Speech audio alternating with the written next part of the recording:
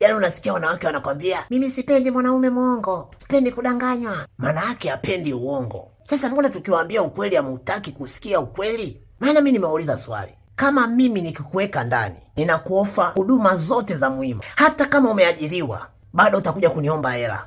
Hata kama ndugu zako wana shida, wazazi wako, bado utakuja kuniambia. Sasa kama mimi nakuofa vitu vyote hivyo, wewe unaniofa nini? Kitoa seksi kimoja kimechomoza huko, sijui kilikuwa mwezini, kinaanza subiri umwe.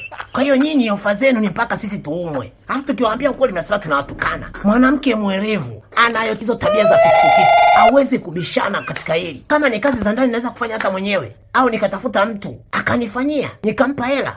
Jibu hoja. Mwingine atasema nakuja hapo nikuzalie watoto. Hawa watoto wamepatikana hivi hivi bila seksi. Mimi nimekuambia ukitoa seksi ni nini ambacho unaniofa? Kwa nini mwanaume wako ameamua kuacha wanawake wote huko nje akakuweka wewe ndani? Una nini cha ziada? Mwanamke yoyote akishajua kwa nini mwanaume wake kamweka ndani, ni lazima ataitunza hiyo ndoa. Ni lazima atajua thamani ya hiyo ndoa. Yamewekwa ndani, hayajui kwa nini yamewekwa ndani. Yeye anajua tu kwamba yamewekwa ndani kwa sababu ya kuzaa.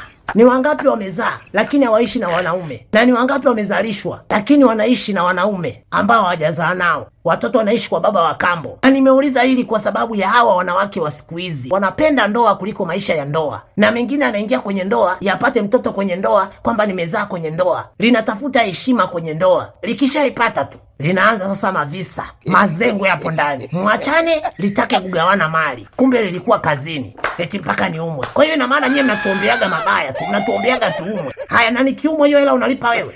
Hiyo bili unalipa wewe nikiumwa? Haya, nisipoumwa?